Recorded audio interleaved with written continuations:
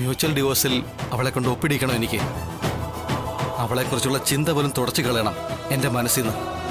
സുസ്മിത അല്ലാതെ മറ്റാരെങ്കിലും ആയിരുന്നെങ്കിൽ ചിലപ്പോൾ ഒന്നുകൂടെ ഒന്ന് ആലോചിക്കാൻ ഞാൻ പറയുമായിരുന്നു. സുസ്മിത ഒപ്പിട്ട് തരുമെന്നാണോ രോഹിത് കരുതുന്നത്? അവൾക്ക് സന്തോഷമേ ഉണ്ടാവൂ. എന്നെ ഒഴിവാക്കാൻ വേണ്ടിയാണല്ലോ പഞ്ചകൈലാസിലെ കൊക്കയിലേക്ക് ചവിട്ടി തള്ളിയതും മരിച്ചില്ലെന്നറിഞ്ഞപ്പോ പിന്നെയും കൊല്ലാൻ പിന്നാലെ വന്നതും. എങ്കിലും സുസ്മിതയുടെ കാര്യമായതുകൊണ്ട് ഒന്നും പ്രവചിക്കാൻ വയ്യ. ഒന്ന് ശ്രമിച്ചു നോക്കട്ടെ.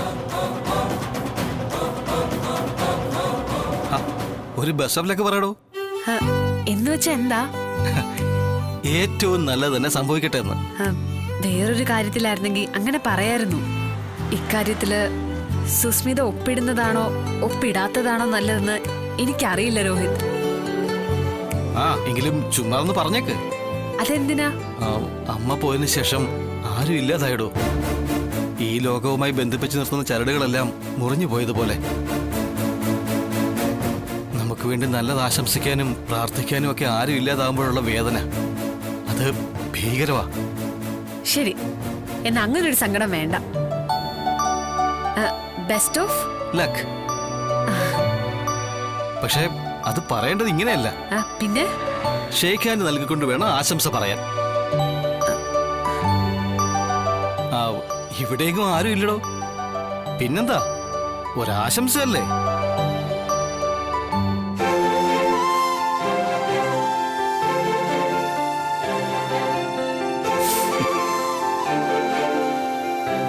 Best of luck. Luck. Thank U.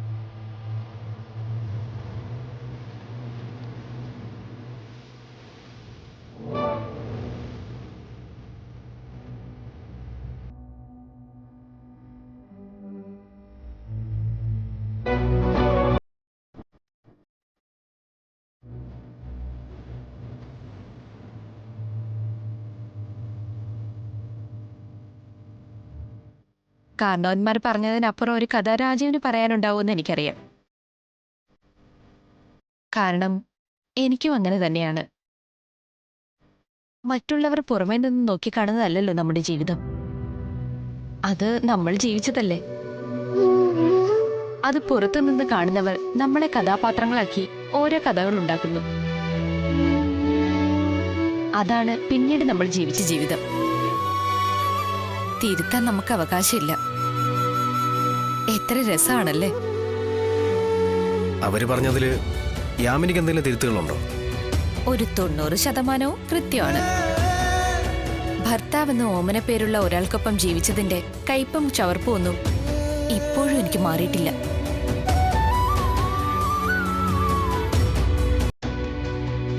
പിന്നെയുള്ളത് തറവാടിത്തത്തിന്റെയും സൽസ്വഭാവത്തിന്റെയൊക്കെ ഓരോ മുഖങ്ങളാണ്.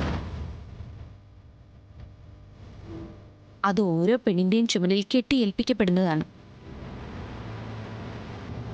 ഭർത്താവോ അയാളുടെ വീട്ടുകാരോ എന്ത് മര്യാദക്കേട് കാട്ടിയാലും അടങ്ങി ഒതുങ്ങി അത് നിശബ്ദം സഹിക്കുന്നവൾ സൽസ്വഭാവി, തറവാട്ടിൽ പിറന്നവൾ.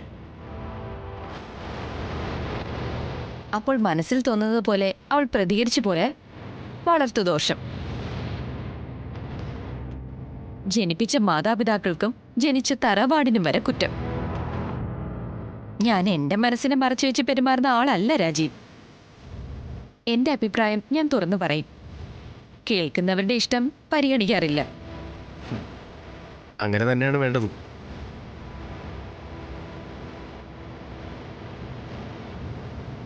ഇനിയൊരു കല്യാണം വേണ്ടാന്ന് തീരുമാനിച്ച ആളാ ഞാൻ. അല്ല, അപ്പോൾ ഈ വീട്ടുകാരുടെ നിർബന്ധത്തിലാണോ ഈ വിവാഹം? ഏയ്, ഒരിക്കലുമല്ല. ഞാൻ പറഞ്ഞില്ലേ, മറ്റുള്ളവരുടെ നിർബന്ധപ്രകാരം ഞാനൊന്നും ചെയ്യാറില്ല. എനിക്ക് സ്വയം ബോധ്യമുണ്ടെങ്കിലേ ചെയ്യൂ. ഓർക്കാൻ പോലും ഇഷ്ടപ്പെടാത്തൊരു ബന്ധം വിടർത്തിയപ്പോ സ്വതന്ത്രയായിന്ന് കരുതിയവളാ ഞാൻ. പിന്നെയാ മനസ്സിലായത് അതൊരു തെറ്റായ ബോധ്യമായിരുന്നു എന്ന്. വിവാഹമോചിതയായതിനു ശേഷമാ ഞാൻ ശരിക്കും പെട്ടത്. നിങ്ങൾ ആണുങ്ങൾക്ക് ചിലപ്പോ അതൊന്നും മനസ്സിലാവില്ല. ആണിന് ഭാര്യയും കുടുംബവും ഉപേക്ഷിച്ച് എളുപ്പം സ്വതന്ത്രമാകാം, എവിടേക്കും പോകാം, എവിടെയും കിടന്നുറങ്ങാം.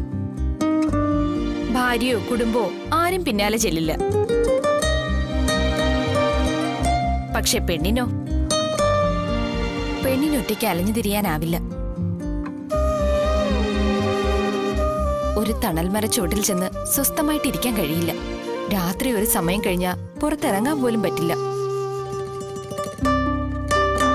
സ്വതന്ത്രയായി ജീവിക്കുന്ന പെണ്ണിനാണ് ഏറ്റവും അധികം ചോദ്യങ്ങൾക്ക് മറുപടി നൽകേണ്ടി വരുന്നത്.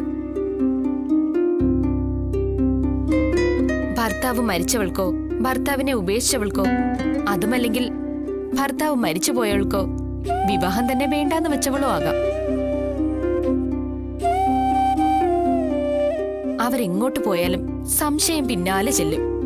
അവൾ എങ്ങോട്ട് പോയി, എന്തിനു പോയി, ഇപ്പോൾ അവൾക്ക് അതിന്റെ ആവശ്യം ഉണ്ടായിരുന്നോ?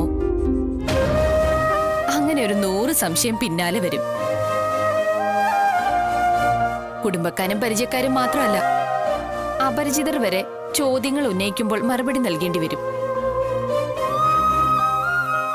വാസ്തവത്തിൽ ഒരു സ്ത്രീ സ്വതന്ത്രയായി കഴിയുമ്പോഴാണ് അവളുടെ സ്വാതന്ത്ര്യം നഷ്ടപ്പെടുന്നത്. അവളുടെ സങ്കടം കാണാൻ ആരുമില്ല. അവൾക്ക് ചുറ്റും പക്ഷിക്കൂടൊന്നും പണിതു വെച്ചിട്ടില്ല ആരും. അവൾക്ക് പറന്നു നടക്കാമെന്ന് പറയുന്ന സമൂഹം തന്നെയാണ് അവളുടെ ചിറകുകൾ മുറിച്ചു കളയുന്നതും.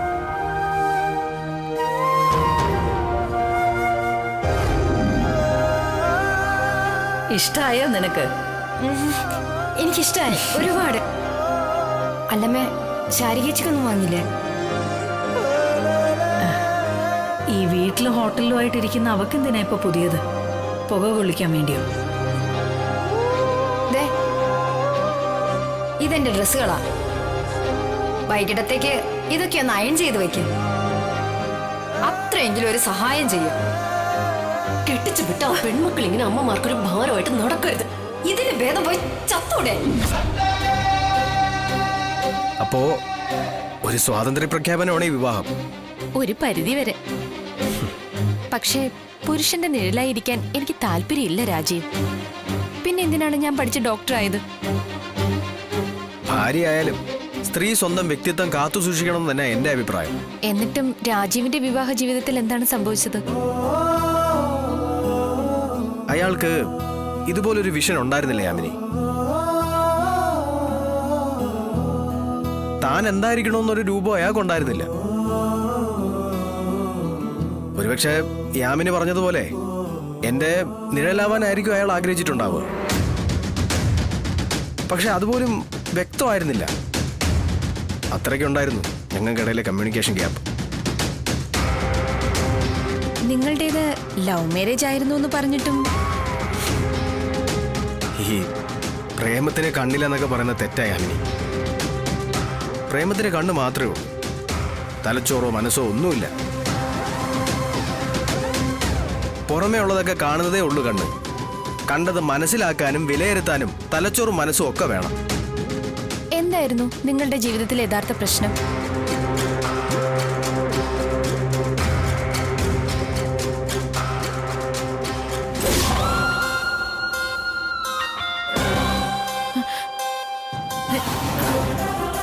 നിങ്ങൾ എന്തോന്ന് കണ്ടോണ്ട് നിൽക്കുക അവിടെ? അല്ല, അത് ഞാൻ കല്യാണം കഴിക്കാൻ പോകുന്ന ആണും പെണ്ണും സ്വകാര്യമായി സംസാരിക്കുന്നത് ഒളിഞ്ഞു നിന്ന് കേൾക്കാൻ നിങ്ങൾക്ക് നാണമില്ലേ? അയ്യേ, അതല്ല. ഒരുമാതിരി ബെഡ്റൂമിലൊക്കെ ഒളിഞ്ഞു നോക്കും പോലെ. ഛേ, ഞാൻ പോ, അടുക്കളയിൽ വല്ല ജോലി ഉണ്ടോ നോക്ക്.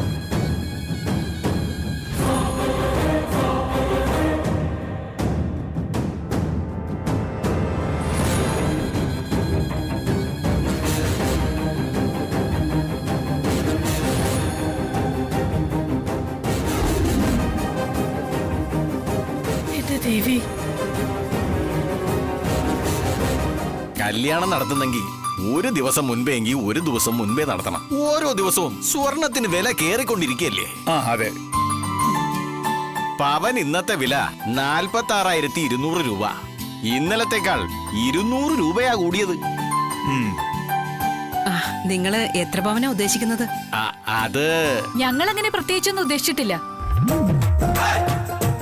ഒരാഘോഷമായതുകൊണ്ട് എല്ലാവർക്കും പൊതുവെ സ്വർണം എടുക്കുന്ന കാര്യമാവും കൃഷ്ണൻകുട്ടി ചേട്ടനെ ഉദ്ദേശിച്ചത്.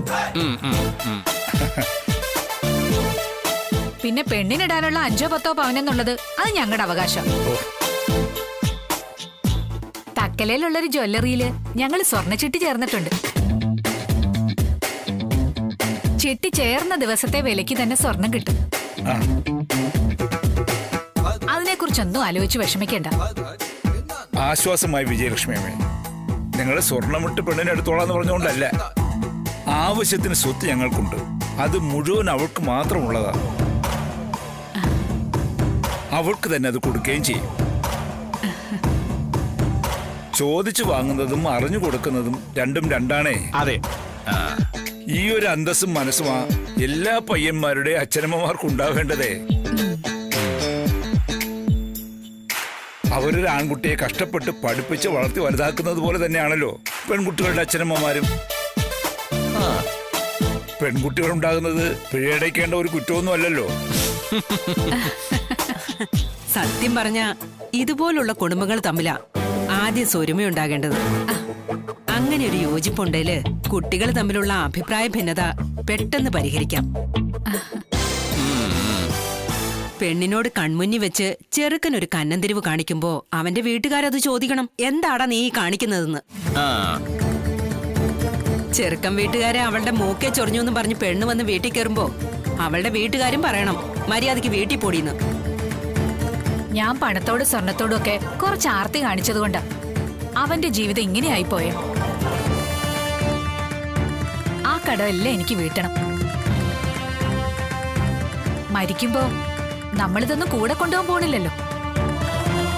അവ സമാധാനമായിട്ട് ജീവിച്ചു കണ്ടാൽ മാത്രം മതി എനിക്ക്.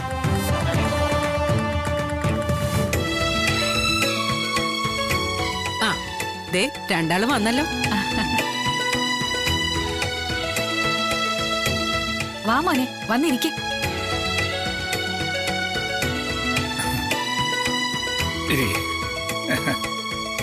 എന്തുവാടാ, ഉറപ്പിക്കട്ടോ?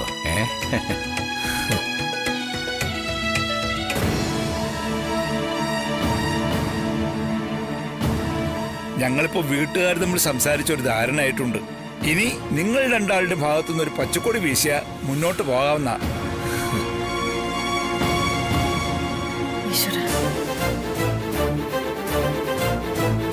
ജീവിതത്തിലെ പ്രധാനപ്പെട്ട ഒരു തീരുമാനമല്ലേ കരുണേട്ട.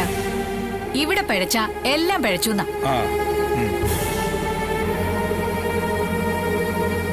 അതുപോലെ ഒരു അനുഭവം മുന്നിലുള്ളവരാ നമ്മുടെ കുട്ടികള്. ആലോചിച്ചു വേണം തീരുമാനം എടുക്കാൻ, പ്രത്യേകിച്ചും പെൺകുട്ടികൾ.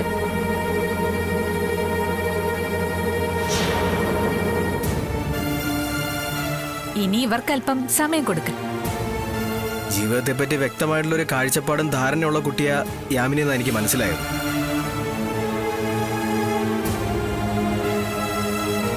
അയാളുടെ അഭിപ്രായം എന്തായാലും അത് തുറന്നു പറഞ്ഞോട്ടെ.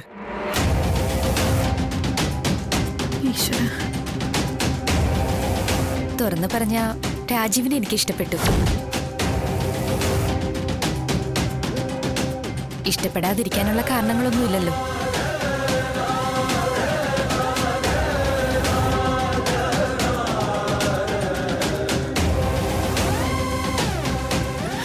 രാജീവിന് എങ്ങനെയാ ഞങ്ങളുടെ മോളെ ഇഷ്ടപ്പെട്ടോ? യാമിനിയെ ആർക്കും ഇഷ്ടപ്പെടാതിരിക്കാൻ കഴിയാൻ?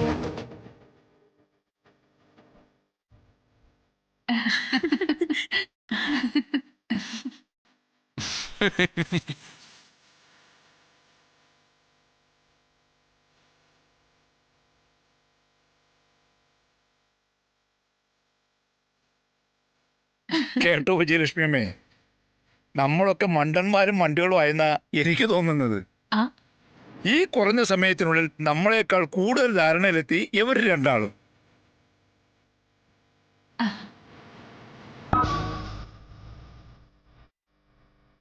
അങ്ങനെ തന്നെയല്ലേ കരുണേട്ടാ വേണ്ടത്.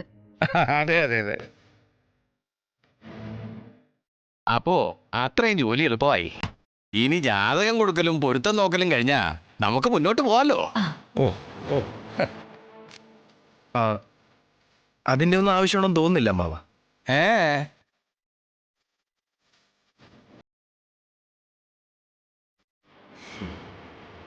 10-8 പൊരുത്തമായിട്ടൊരു കല്യാണം കഴിഞ്ഞതല്ലേ ഇതിനു മുന്നേ. എന്നിട്ടിപ്പോ എന്തായി? ഓ ഓ അല്ല അതിപ്പോ നിക്കേ മോള് പറ. ഇക്കാര്യത്തിൽ നിങ്ങൾ രണ്ടുപേരുടെ അഭിപ്രായമാണ് പ്രധാനം. പറ മോളെ.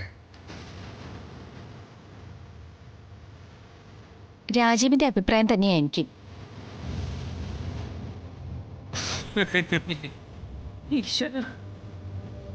വേണമെങ്കിൽ കല്യാണത്തിനൊരു മുഹൂർത്തം നോക്കാം.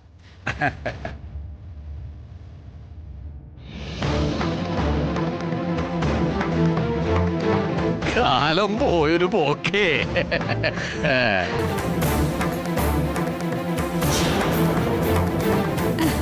ആ അങ്ങനെയെങ്കി അങ്ങനെ. കുട്ടികൾ എല്ലാ കാര്യത്തിലും ധാരണയിലെത്തിയെന്ന് മനസ്സിലായല്ലോ. ഒരുമിച്ച് താമസിക്കാൻ തിടുക്കമായിട്ടുണ്ടാവും.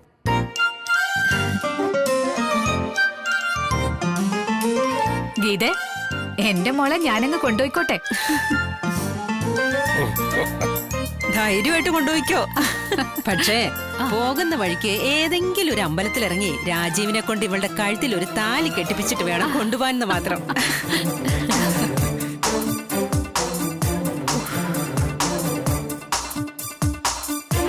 അല്ല, പേരിനെങ്കിലും നമുക്കൊരു നിശ്ചയം നടത്തണ്ടേ? അത് വേണം. അടുത്ത ബന്ധുക്കളെയൊക്കെ ക്ഷണിച്ച് ഒരു സദ്യ കൊടുത്തില്ലെങ്കിൽ അത് പിന്നെ പരാതിയാവും. ആ ആ ആ. കാരണവന്മാരുടെ 100 ചോദ്യത്തിന് മറുപടിയും പറയേണ്ടി വരും.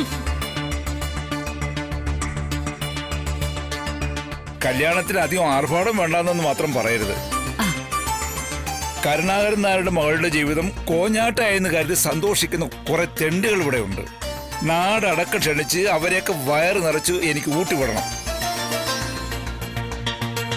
അതൊക്കെ കരുണേട്ടന്റെ ഇഷ്ടം. ആ നിശ്ചയത്തിന് എന്തായാലും മുഹൂർത്തം നോക്കണം. ആ അക്കാര്യം നമുക്ക് ഫോണിൽ സംസാരിച്ചാ പോരെ? മതി മതി മതി.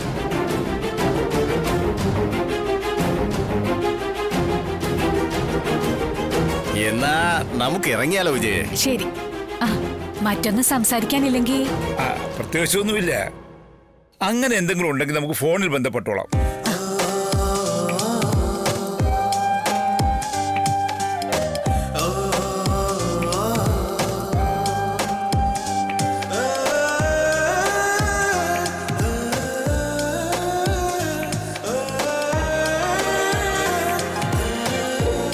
മോളോട് യാത്രയില്ല.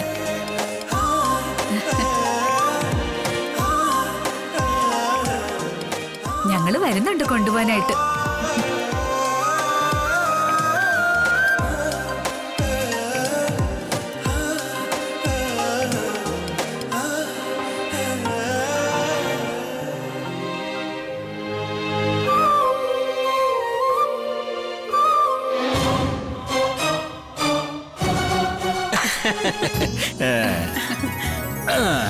അപ്പോ ഇനി യാത്രയില്ല.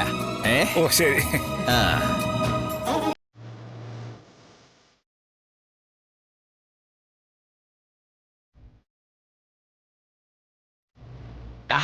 നീ എവിടെ നോക്കി നിൽക്കുക? നടക്കണം.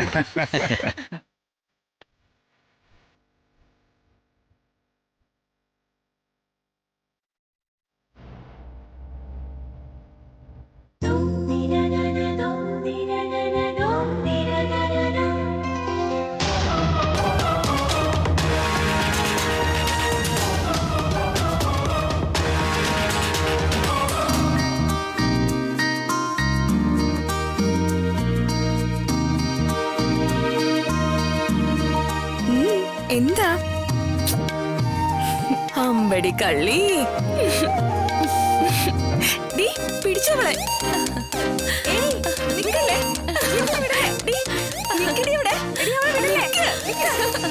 ചോദിക്കട്ടെ, വാ, വാ, വാ.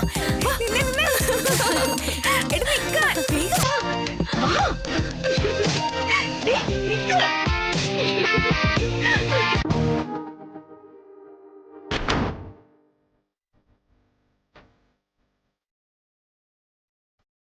ആ നശിച്ച കല്യാണ ദിവസത്തിന് ശേഷം ഇന്നാ എൻ്റെ മോള് പഴയതുപോലെ ചിരിച്ചു കാണുന്നത്.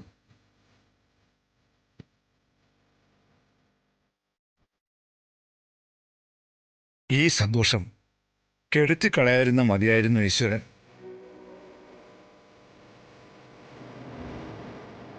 ഈ കല്യാണം നടക്കും കാരണട്ടാ.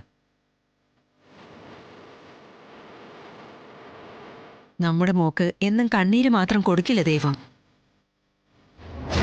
ഈശ്വരാ